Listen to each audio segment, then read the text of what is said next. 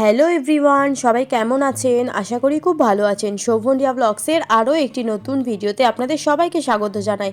আগের দিনের ভিডিওতে আমি ভাগ্নের আশীর্বাদ আর আইবুড়ো ভাতের ভিডিও শেয়ার করেছি, আর আজ কিন্তু আমি ভাগ্নের বিয়ের সমস্ত নিয়মকানুন থেকে শুরু করে বিয়ের সমস্ত কিছু রিচুয়ালই শেয়ার করব। সেই জন্য সকাল সকাল তড়িঘড়ি করে রেডি হয়ে আমি রেডি হয়েছি, রিশুকে রেডি করিয়ে চলে এসেছি বিয়ের অনুষ্ঠানে। আর সকালে সমস্ত রিচুয়াল না কমপ্লিট হয়ে গেছে, আমার আসতে দেরি হওয়ায় সেগুলো কিছু ভিডিও করা হয়নি। এসে দেখি ছেলের গায়ের হলুদ কোটা হয়ে গেছে। এখানে ছেলের মা, কাকি, জেঠিরা সবাই মিলে ছেলেকে হলুদ মাখাচ্ছে। গায়ে হলুদের সমস্ত পর্ব মিটিয়ে কিন্তু এখন আমরা সবাই মিলে বেরিয়ে পড়েছি ছেলে স্নানের জন্য জল ছুঁইতে। আর এখন গায়ে হলুদ মানেই কিন্তু হলুদ ড্রেস আপ করা, এটা এখন ট্র্যাডিশনাল চলছে।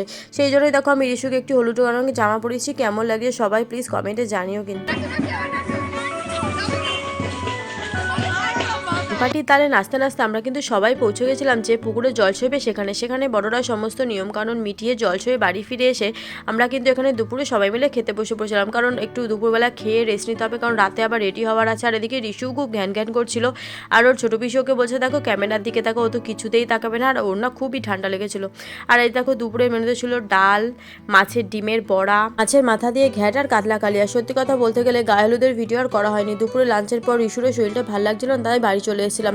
তারপরে একটু রেস্ট নিয়ে সন্ধ্যাবেলায় রেডি হয়ে পৌঁছে গেছিলাম বিয়েবাড়িতে। বিয়েবাড়ির গেটটা দেখো খুব সুন্দর ডেকোরেশন করেছি কিন্তু। আর আজকে কিন্তু আমি পরেছি আমার বিয়ের বেনারসি, কেমন লাগছে অবশ্যই জানিও। তারপরে চলে গেছিলাম যেখানে কোণে বসেছে তার সাথে একটু ফটো তুলতে।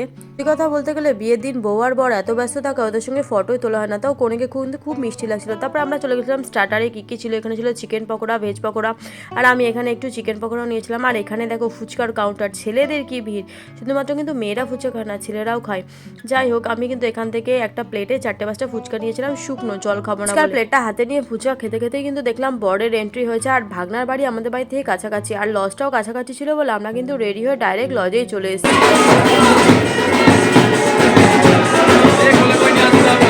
আর এদিকে আমার রিশুর অবস্থা দেখো, বউয়ের কোলে যাবে না, কিন্তু ওর বউয়ের কাছে থাকা গাছ কৌটোটা ওর দরকার, ওটাও চাই। পর আমরা বাড়ির সবাই মিলে কিছু পিকচার ক্লিপ করে নিয়েছিলাম। আর ভাগ্নের বিয়ের লগ্ন যেহেতু রাত 3টের সময় হয়, বিয়ের কোনো ভিডিওই কিন্তু আমি দিতে পারিনি। আর বেশ কিছুক্ষণ রাত হয়ে যাওয়ার পর কিন্তু আমরা এখানে সবাই মিলে খেতে বসে পড়েছিলাম। আর এটা ছিল আজকের মেনু। প্রথমেই ঝকঝকে সাদা প্লেটে দিয়েছিল ডিম টেবিল, আর তার সাথে ছিল সস। এরপর ছিল মিক্স স্যালাড, বেবি নান, চানা মশলা, গরম ভাত, কাতলা কালিয়া, আর কাতলা মাছ মানেই কিন্তু পেটি, আর পেটিটা কিন্তু ভীষণ জুসি ছিল। আর ছিল মটন কষা, মাটনটা কিন্তু বেশ টেস্টি ছিল।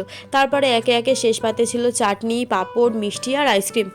খাওয়া দাওয়া কমপ্লিট হয়ে যাওয়ার পর বই সিংহাসনে বসে আমরা একটা ছোট্ট ভিডিও বানিয়েছিলাম, তারপরে চলে এসেছিলাম বাড়ি। তাহলে আজকের ভিডিওটি ভালো লাগলে ভিডিওটিতে অবশ্যই একটি লাইক করো, কমেন্ট করো, শেয়ার করো, আর আমার চ্যানেলটা সাবস্ক্রাইব করে দিও। টাটা।